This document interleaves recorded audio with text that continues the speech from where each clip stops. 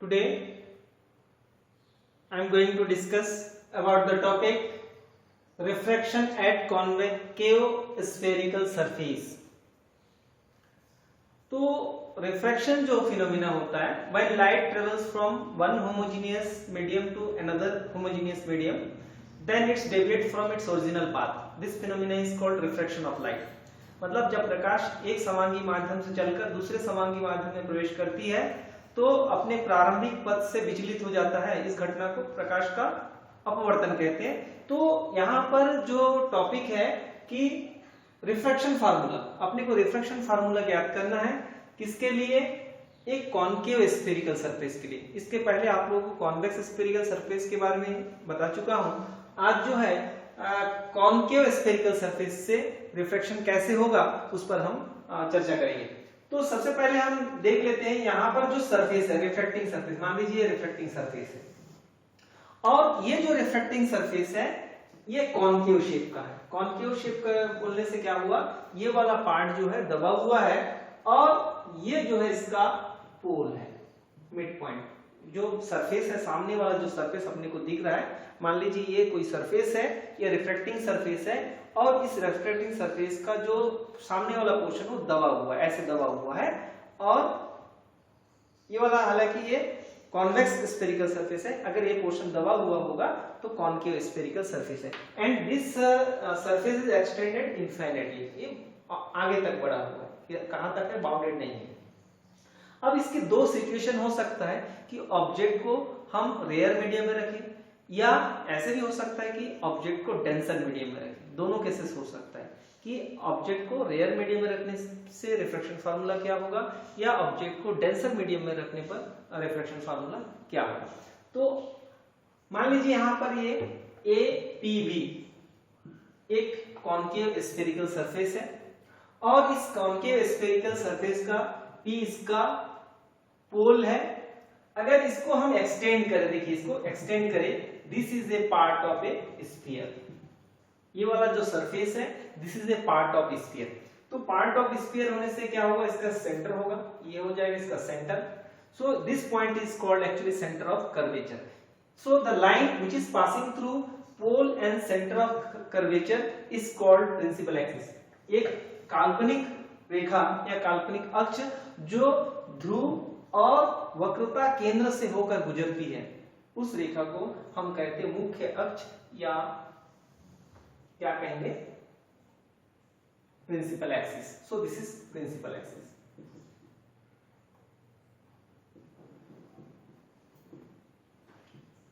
तो यहां पर एक प्रिंसिपल एक्सिस है, ये सेंटर ऑफ कर्वेचर है, ये पोल है और APB इसका एपर्चर है।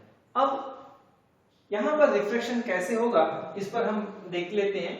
अब मान लीजिए यहां पर जो सरफेस है, इस सरफेस पर यहां पर कोई पॉइंट ऑब्जेक्ट है, प्रिंसिपल एक्सिस पर O पर कोई पॉइंट ऑब्जेक्ट है, देन ए रे which is incident at pole.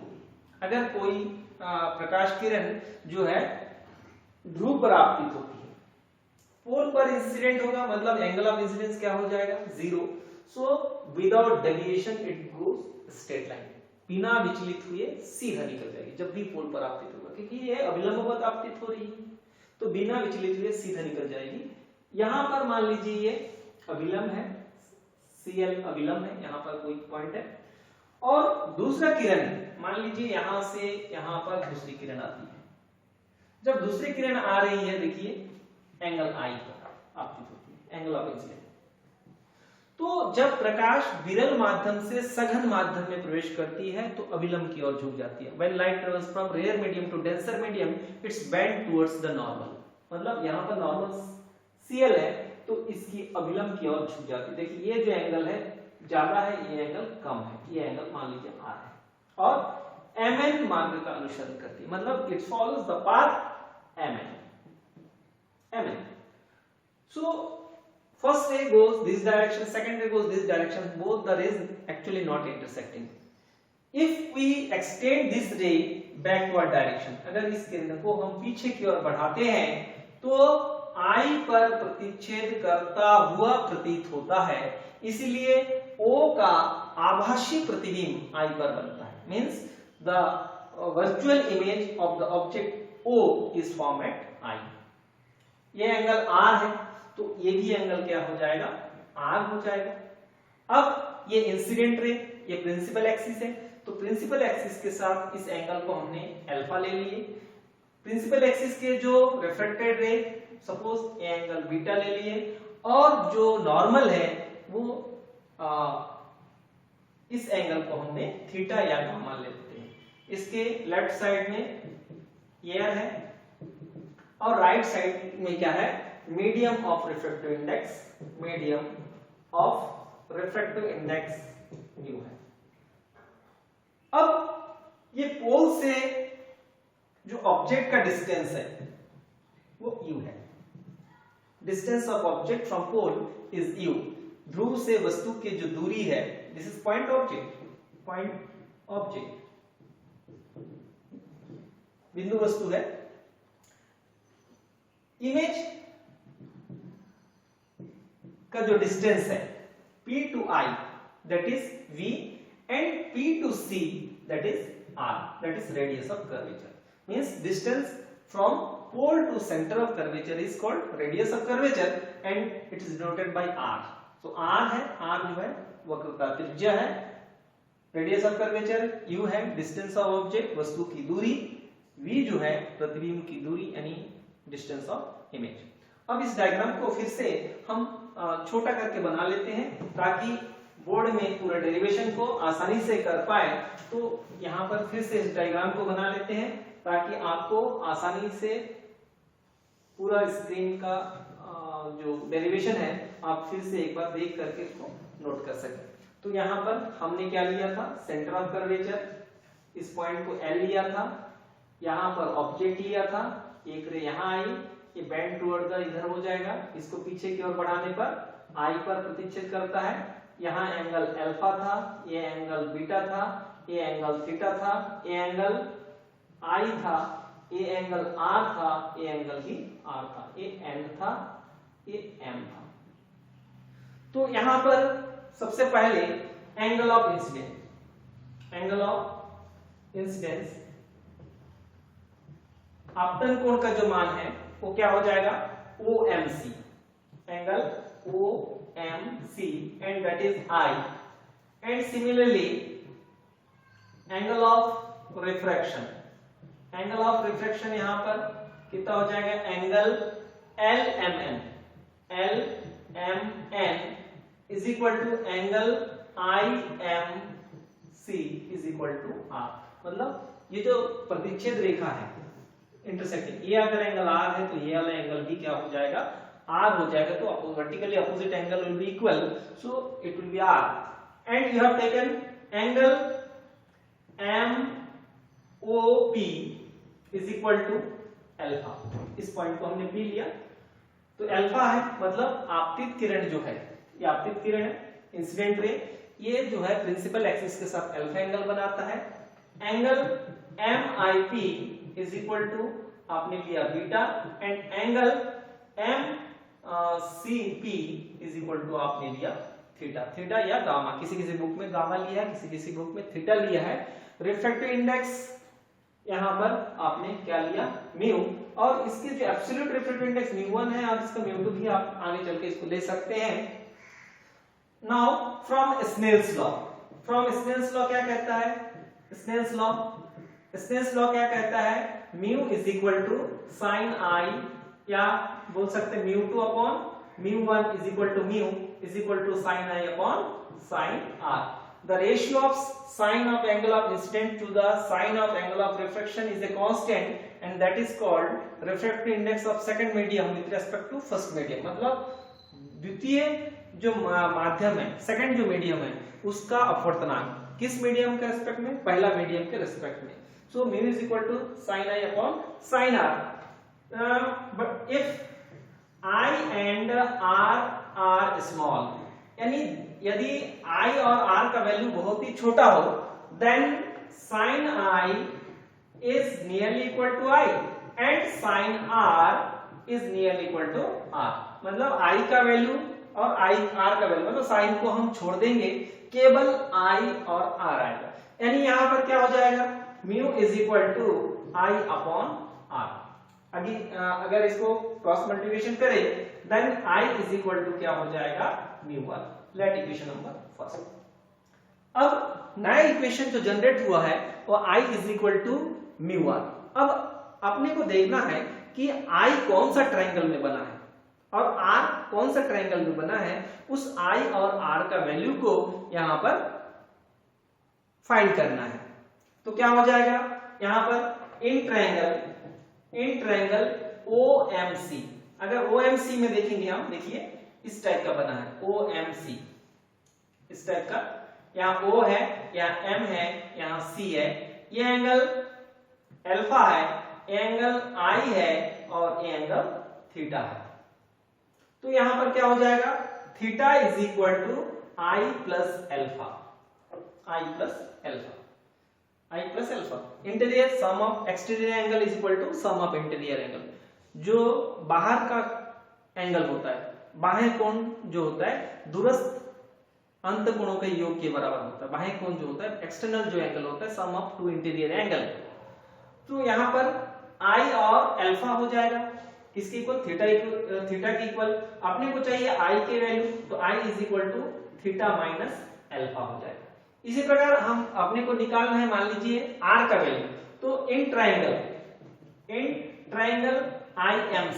IMC देखिए सेम चीज है, IMC यहां पर बना है, क्योंकि ये वाला एंगल आर था तो ये वाला एंगल भी आर बना, और यहां पर आई है, यहां पर सी है, ये एंगल जो है बीटा है और ये एंगल थीटा है।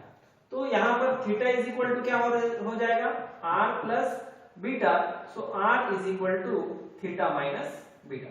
यहां पर आई का वैल्यू भी निकल गया और आर का वैल्यू भी निकल गया। जब आई का वैल्यू निकल गया, आर का वैल्यू निकल गया, तो इस वैल्यू को इक्वेशन 1 में पुट कर देंगे। Putting this values in equation first, तो क्या हो जाएगा, आई होने से theta minus alpha is equal to mu theta minus beta.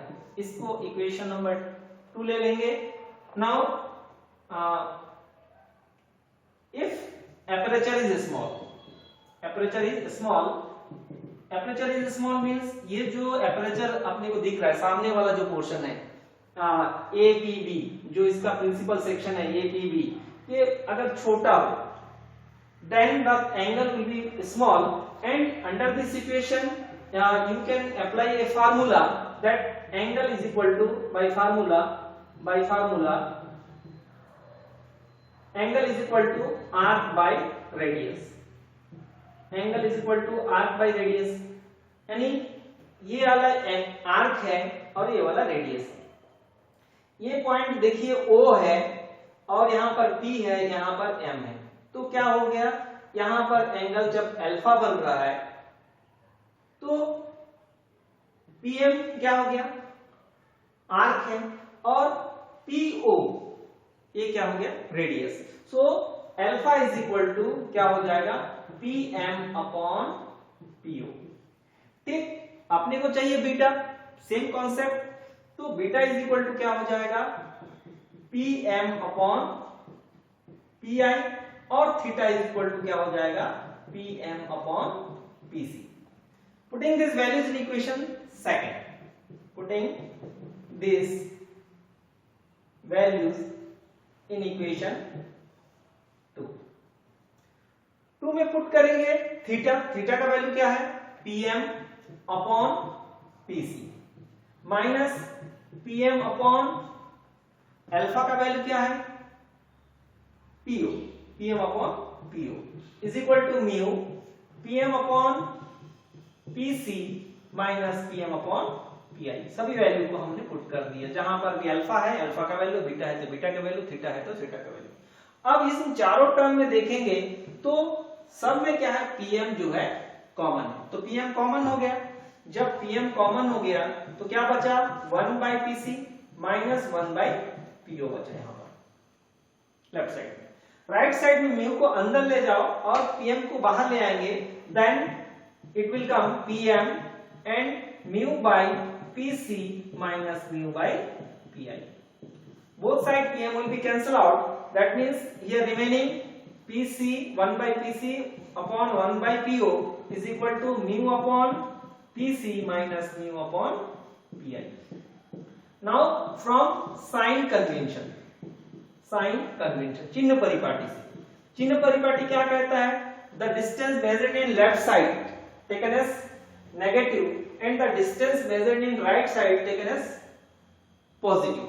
तो यहां पर देखिए, यहां से यहां तक का डिस्टेंस जो था u था और ये लेफ्ट साइड में है, ऑब्जेक्ट भी लेफ्ट साइड में, इमेज भी लेफ्ट साइड में, सेंटर ऑफ कर्वेचर भी लेफ्ट साइड में, यानी सभी जो डिस्टेंस हो जाएगा वो नेगेटिव होगा. So here what will come?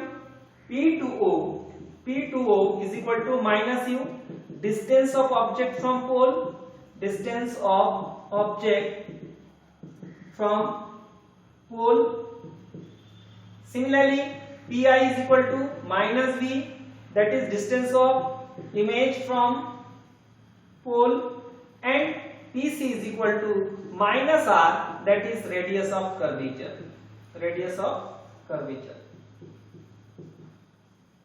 तो ये सारे वैल्यू जब हम इसको रखेंगे तो क्या हो जाएगा? 1 by PC बोलने से minus 1 by R, minus 1 by PO बोलने से क्या हो जाएगा? Minus 1 by PO. चिन्ह के साथ वैल्यू को रखेंगे, means we are putting the values with its sign. So here mu upon minus r minus mu upon minus.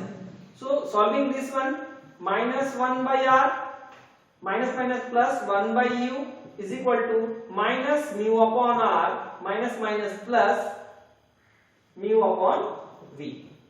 After transposing this mu by r, after transposing it will be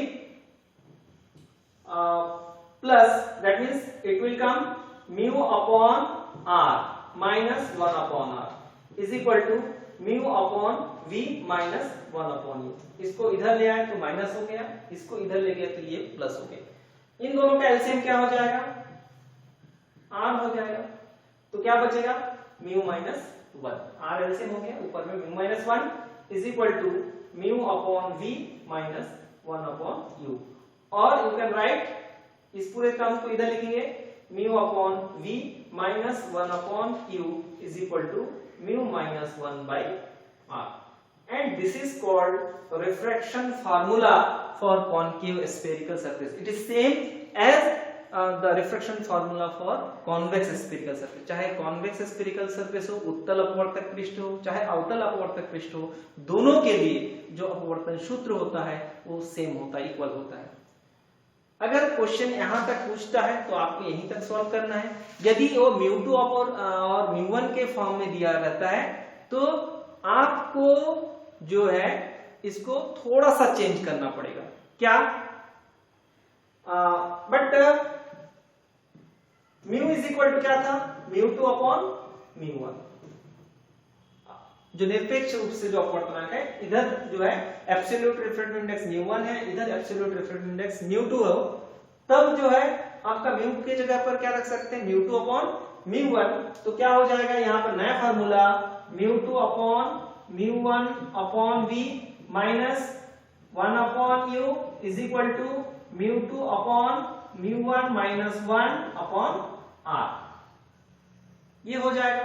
now multiplied by mu1 both side, multiplied by mu1 both side. दोनों side में mu1 से multiply करेंगे तो mu1 से multiply करेंगे तो क्या हो जाएगा? यहां पर mu1 से कैंसिल हो जाएगा.